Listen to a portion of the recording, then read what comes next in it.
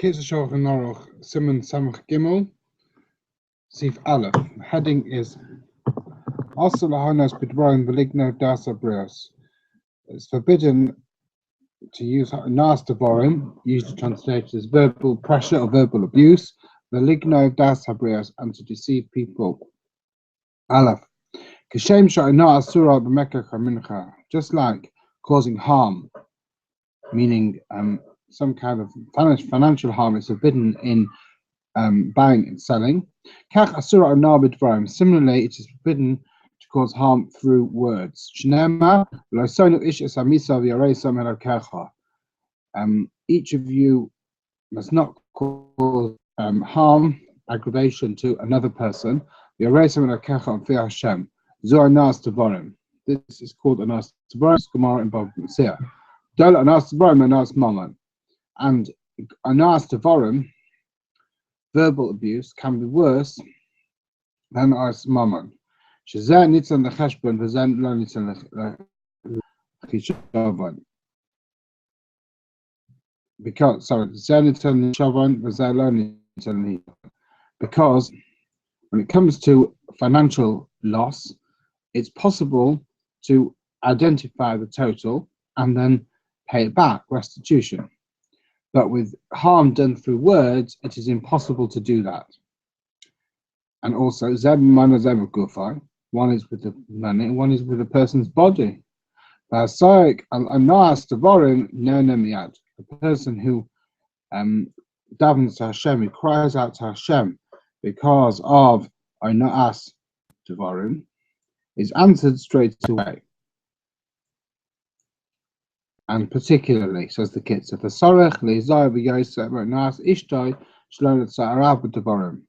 person has to take special care not to cause his wife hardship and aggravation and abuse with words. Why? The Fisha Isha Raka Bateva, because she's more sensitive in nature, but Sam out he and can lead her to tears, to crying very easily. Hashem is Barach Makpid ala Damaris. Hashem is concerned with tears.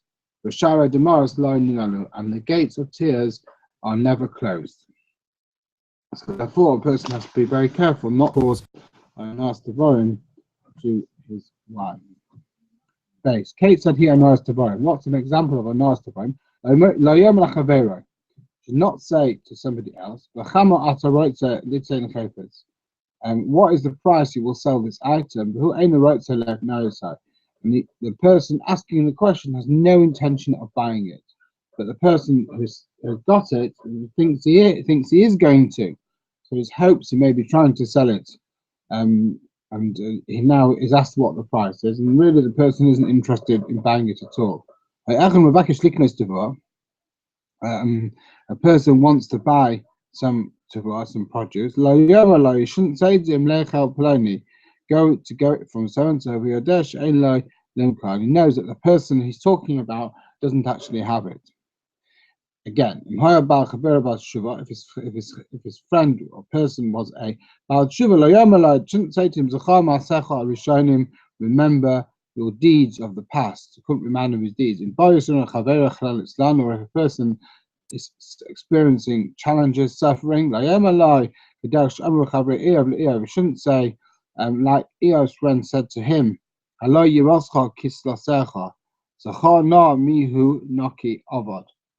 that means a person should not say, remember please, was an innocent person ever punished? Meaning that he's only being punished because of issues and things that he's done wrong in the past. Shouldn't say this. If you'd had the fear of Hashem, this wouldn't have happened to you. Because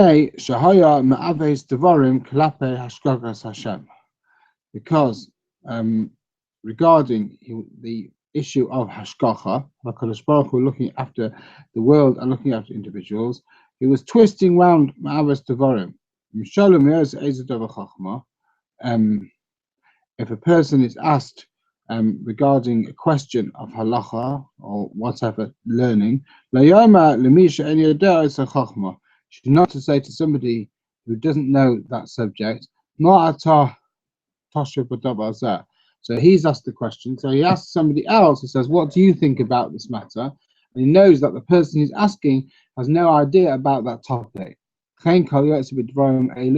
Likewise, anything similar to this, which causes sahale, which cause pain of the emotions, such things must not say.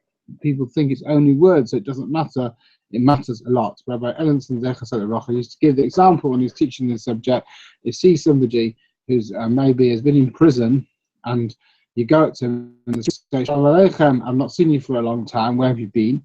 Then obviously that is knowing that the person is has been somewhere where he doesn't want to talk about it. By asking him, then that's causing onas devorim. Dalad. Also, ligno of das abras, another halacha. Not allowed to deceive somebody. Pirush, the ramos to dvarim, to trick someone with words. Even if it doesn't cause yet any financial loss. So you trick him, genevas das, tricking the mind. Afilu das akum, even a non-Jew. You're not allowed to sell meat even to a non-Jew when it appears that it's kosher meat, it's shchuta, but in fact it's nevela. And going on from this, if he sells something which has got damaged, which has got something wrong with it, even though the price that he's selling it for is actually a good price, so in terms of finance it would make no difference. You have to tell the buyer that it's got a blemish, it's got something wrong with it. So this is a very important halacha, and its distinction from English law, where we normally say the buyer has to beware in many cases. In this case, if there's a fault, you have to tell the buyer. Hey, you shouldn't ask somebody to come invite him for a meal. He knows that he's going to decline the invitation. He knows that he doesn't want it, right? It's not, can't have it. Okay, it means that a person then it's like Genevas Das, making out that you want him to come, but really you know he's not going to come anyway, so it's not really an invitation. You tell him or offer him money for a gift or money when you know that he won't accept it, so it's giving a certain impression which is not true. What you say and what actually you mean are two different things. Similarly, he pretends that he honors somebody, he gives him respect, he says words of praise when he doesn't mean it. That his heart and his mouth should be equal. And he